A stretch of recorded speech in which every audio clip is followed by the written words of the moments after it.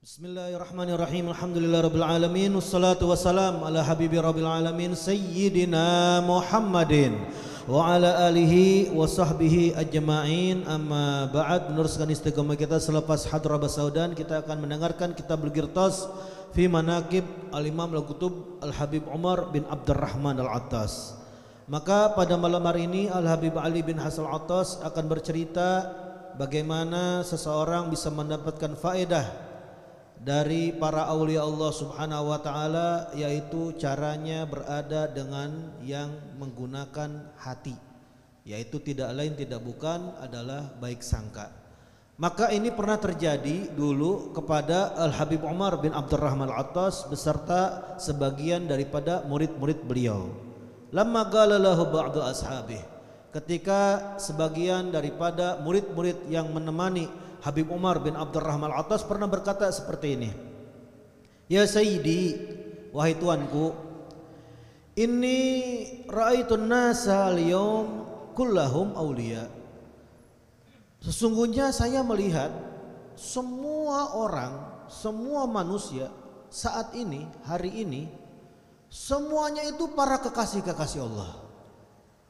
Maka ketika mendengar ucapan muridnya yang berkata seperti itu di hadapan Habib Umar, faqala lahu, maka Habib Umar berkata, hum kadzalik, ya, mereka sesuai seperti apa yang kau sangka. Falamma kharaj min indih, maka ketika orang tersebut keluar dari sisi Habib Umar, sa'alahu ba'dul hadirin an ma'na kalamih. Sebagian orang yang hadir waktu itu bertanya tentang makna ucapan orang tersebut tadi di hadapan Habib Umar. Faqala, maka Habib Umar menjelaskan kepada orang yang bertanya tersebut perihal tentang muridnya yang tadi berkata bahwasannya saya melihat semua orang pada hari ini adalah aulia Allah. Maka kata Habib Umar, inna hadza, sesungguhnya orang ini yang tadi berkata seperti itu yang barusan keluar, futihalahu, dia sudah dibukakan futuhnya oleh Allah Subhanahu wa taala. Wa balagha maqamal wilayah, sehingga ketika dibuka oleh Allah Subhanahu wa taala futuhnya, maka dia mencapai maqam kewaliannya Allah Subhanahu wa taala. Maka kalau sudah sampai kepada maqam para aulia Allah, fara'an nasa kullahum fi mir'ati aulia, maka dia melihat manusia, orang-orang semuanya di dalam cerminannya para aulia Allah Subhanahu wa taala. Kenapa? Li'annal mu'min mir'atul mu'min. Karena seorang mukmin itu laksana cermin bagi mukmin yang lain, sebagaimana hadis Nabi sallallahu alaihi wasallam jelaskan. Dan ini pernah juga terjadi kepada Syekh Ibn Arabi dengan Syekh Abi Ishaq bin Tarif. Ketika itu Syekh Ishaq ibn Tarif berkata, ya akhi, wahai saudaraku, wallahi, demi Allah, ma'aran nasa fi haqqi illa awliya. Tidaklah saya lihat orang-orang di dalam hak saya kecuali semuanya ini kekasih Allah. An akhirhi mimman ya'rifuni, bahkan sampai orang yang paling akhir yang kenal saya, mereka semuanya para aulia Allah. Qultu lahu kaifa hadza? Maka Ibn Arabi bertanya, gimana ini? Gimana? Coba jelasin. Dia mencoba menjelaskan. Annas minalladzina ra'auni aw sami'u bi, orang-orang itu yang pernah melihat saya, yang pernah mendengar tentang saya, imma an yaqulu khairan aw diddahu, maka orang yang kenal saya, yang melihat saya dan mendengarkan tentang saya atau kabar saya, mereka terbagi dua. Yang pertama, an yaqulu khairan, ada yang berkomentar baik tentang saya kalau dengar tentang saya atau lihat tentang saya, audiddahu, atau sebaliknya, dia berkomentar buruk tentang saya. Setiap orang yang kenal pasti kebagi dua. Ada yang suka, ada yang tidak suka. Lalu bagaimana caranya? Kok bisa kamu sangka semua orang itu aulia Allah? Dia jelaskan, faman qala khairan, maka barang siapa yang berkomentar baik tentang saya, wasafani illa bisifatih, sesungguhnya dia sudah mensifatkan saya dengan sifat kebaikan yang ada dirinya, yang ada pada dirinya itu baik. sehingga dengan kebaikannya dia melihat saya baik. Dia mendengarkan tentang saya ya tentang yang baik. Kenapa? Dirinya baik. Walaula annahu kana jahilan litilka sifah lama wasafani minha. Maka kalau misalnya dia ini tidak paham tentang kebaikan tersebut, maka dia tidak mampu untuk mensifati aku dengan kebaikan. Maka fahadha indi minal aulia. Ini orang kayak begini nih, ini kekasih Allah. Kenapa? Karena dia melihat orang baik aja, dia dengar orang baik aja. Kenapa? Dirinya baik. Lalu bagaimana orang yang berkomentar buruk? Gimana cara husnudzonnya, baik sangkanya kepada mereka para aulia Allah? Oh, gampang katanya. Waman qala fiyya syarran, adapun orang yang mengomentar tentang saya buruk, yang ngatain saya, yang jelek-jelekin saya, fahadha indi wali. Menurut saya, di sisi saya ini orang wali juga nih. Ini kekasih Allah dia. Kok bisa? Iya. Atla'ahu Allahu ala hali. Karena dia sudah Allah tampakkan kepada dirinya tentang keadaanku yang sebenarnya, yang orang gak ada yang tahu. Saya ini punya keburukan, saya ini punya kejelekan. Gak mungkin baik semuanya, ada yang buruknya. Ini orang kok bisa ngomong buruk? Berarti dia dikasih tahu sama Allah Subhanahu wa taala tentang keadaan saya yang sebenarnya. Maka orang yang modal seperti itu fa innahu sahibu firasah. Dia memiliki firasat. Wa kasyaf, dia memiliki kasyafan. Nadhir binurillah, dia melihat dengan cahayanya Allah Subhanahu wa taala. Fahuwa indi wali. Nah, di sisi saya orang yang begitu, dia adalah wali min auliyaillah. Sehingga seorang arif billah yang terkenal dengan yaitu as-sakran, orang yang sudah mabuk cinta kepada Allah Subhanahu wa taala, yaitu Imam Al-Qutub Al-Habib Abu Bakar As-Sakran bin Abdurrahman Segaf, putranya daripada Syekh Abdurrahman Segaf Ba'alawi. Beliau berkata begini, maniltu ladzi niltu illa bikasrati husnudzanni fis salihin. Tidaklah saya mendapatkan apa yang telah saya dapatkan, kata Habib Abu Bakar Sakran, kecuali dikarenakan sebabnya saya banyak baik sangka kepada kaum orang-orang saleh.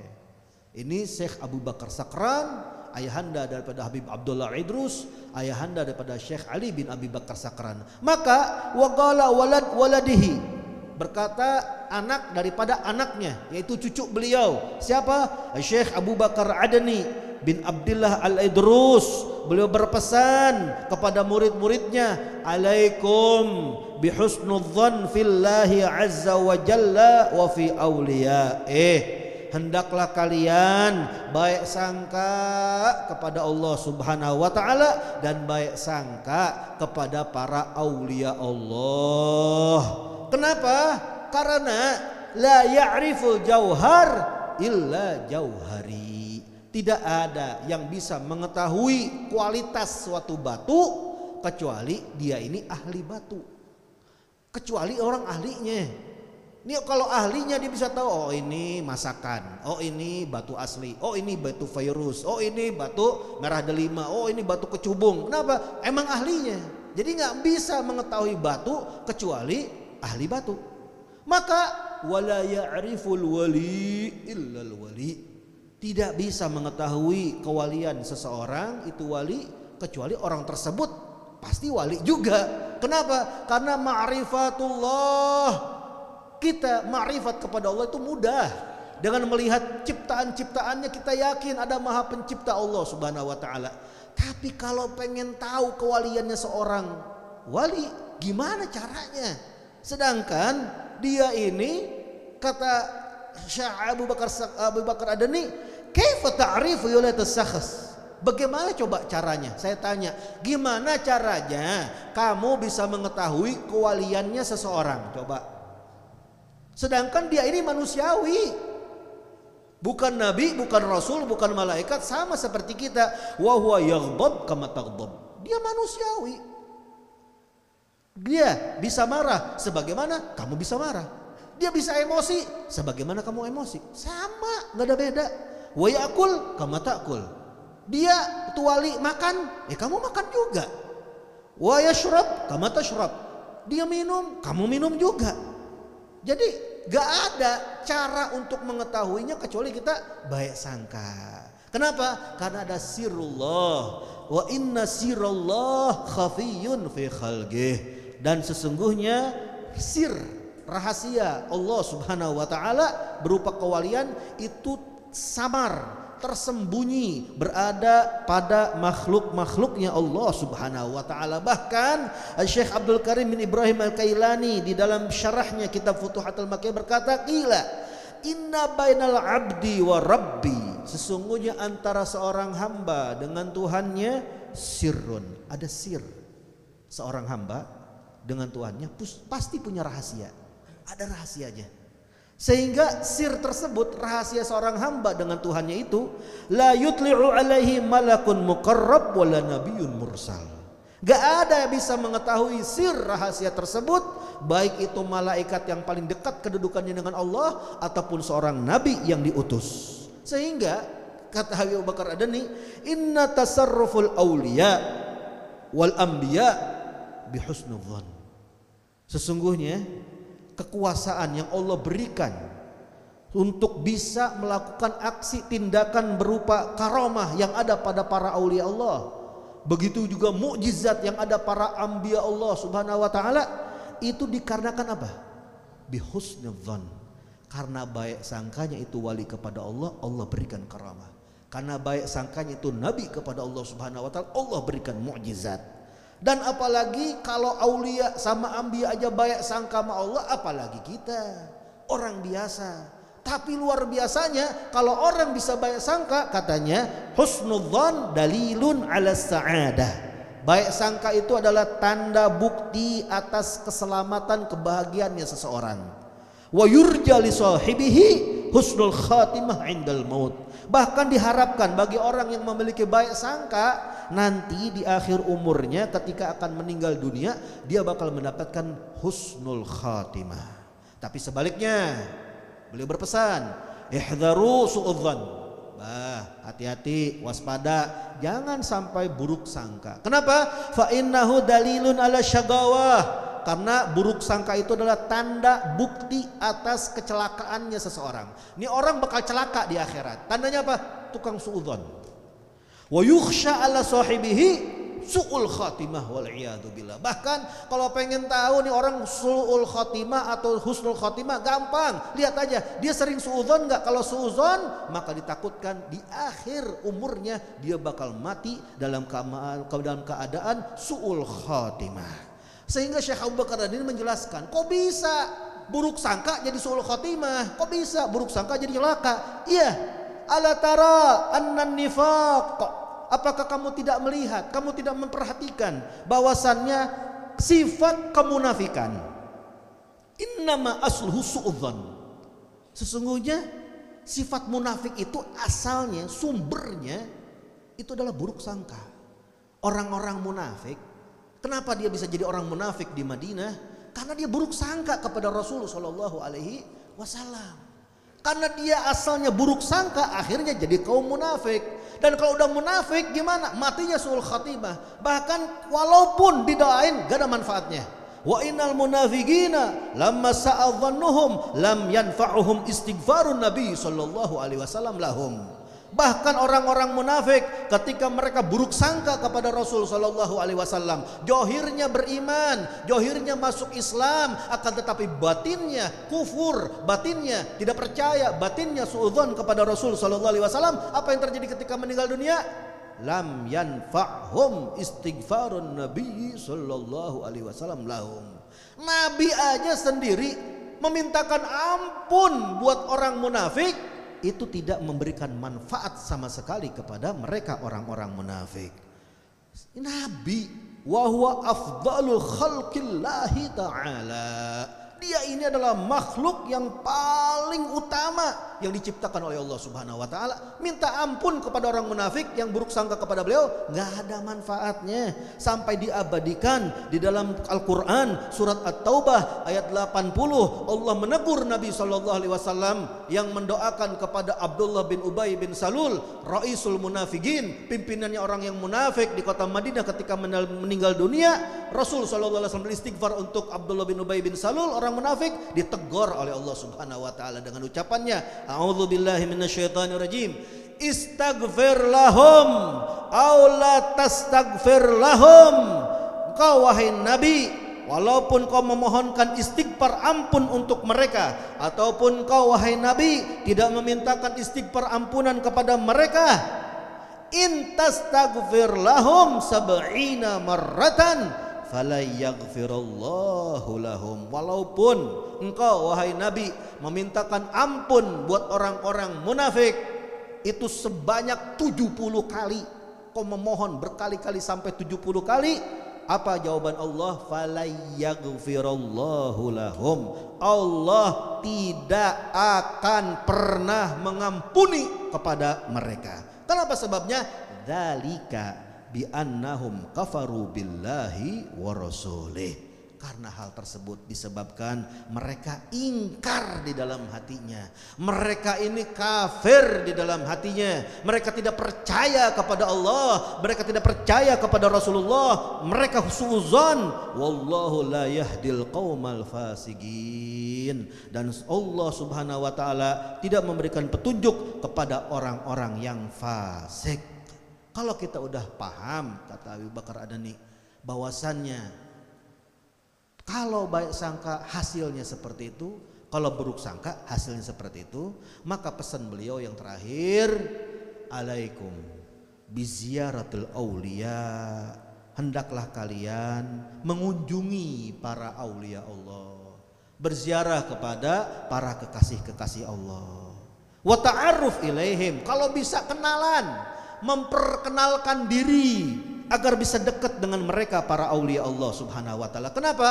Fa innahumul wasaid ilallahi Subhanahu wa taala. Karena mereka para kekasih-kekasih Allah adalah para perantara kita untuk bisa menyampaikan hajat, menyampaikan keinginan, menyampaikan cita-cita kita kepada Allah Subhanahu wa taala. Wa innas sababa fi tahsilil fawaid, maka sesungguhnya sebab di dalam bisa menghasilkan faedah-faedah. Kita hidup pengen dapat faedah, kita hidup pengen mendapatkan keuntungan. Gimana caranya untuk mendapatkan keuntungan melalui para aulia Allah? Syaratnya 3. Yang pertama huwa husnul aqaid. Yang pertama harus baik keyakinannya.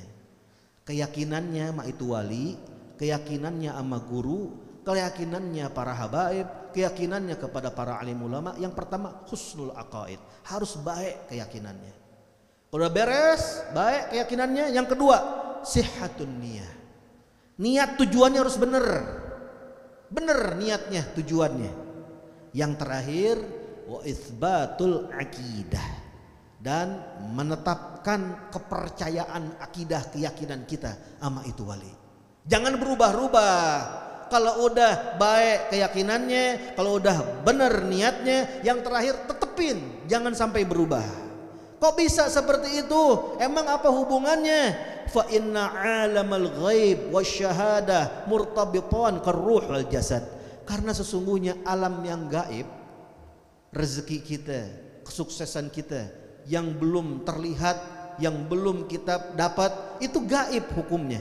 Nah, alamul ghaib itu dan alam nyata itu keduanya saling terikat. Karruh wal jasad, seperti ruh dan jasad. La ta'ti barakatun min alamil ghaib illa biwasitati harakatin min alami syahadah. Tidak akan pernah bisa datang keberkahan, faedah, keuntungan yang ada di alamul ghaib sampai ke alam nyata kecuali dengan sebab wasilah gerakan dari alam nyata yang ada pada diri kita dengan memperbaiki 3 hal tadi. Baiknya akidah keyakinan kita, benarnya niat kita, dan tetapnya kepercayaan kita, maka yang tidak ada akan menjadi ada. Kesuksesan akan kita dapat, faedah kita akan bisa dapat. Kenapa? Karena itu tadi, antara alam al-ghaib dengan alam nyata itu saling berhubungan, saling berikat. Sehingga pesan terakhir daripada para aulia Allah Subhanahu wa taala, keuntungannya orang yang bisa baik sangka itu dibilang apa? Husnudzon wal mahabbah as-safiyah. Baik sangka dan kecintaan yang tulus. Baik sangka dan cinta yang tulus, bukan karena sebab, bukan karena tujuan, bukan karena kepengen yang lain, enggak, dia cinta tulus, murni. Dia baik sangka. Ini katanya dua hal ini kalau orang punya katanya yulhiqanil asaghir bil akabir. Bisa menyertakan, bisa mengikutkan orang-orang rendah, orang-orang kecil kepada akabir, para pembesar-pembesar, orang-orang terkemuka, para aulia Allah Subhanahu wa taala. Di mana? Fi a'lal magamat, di dalam magam-magam yang tinggi di sisi Allah Subhanahu wa taala. Modalnya cuma dua, apa? Baik sangka sama apa? Sama mahabbah, cinta yang tulus kepada para aulia. Kita orang-orang biasa, orang-orang rendahan, orang-orang hina, orang-orang pendosa bisa beserta ikut dengan para aulia, para pembesar di magam yang tinggi di sisi Allah Subhanahu wa taala. Berkahnya yaitu hati kita kepada Allah, hati kita kepada Rasulullah, hati kita kepada para aulia Allah Subhanahu wa taala. Semoga kita yang mendengarkan nasihat Habib Ali bin Hasan Al-Attas pada malam hari ini, Allah kuatkan hati kita, Allah jadikan hati kita hati yang baik sangka, Allah jauhkan dari diri kita, dari hati kita buruk sangka. Semoga kita semua yang hadir pada malam hari ini mendapatkan keberkahan daripada Sahib Ratib Qutbul Anfas Nibras Al-Habib Umar bin Abdurrahman Al-Attas. Rabbi fanfa'na bi barakatihim wa hadinal husna bi hurmatihim wa amitna fi tariqatihim wal mu'afatin minal fitani. Ala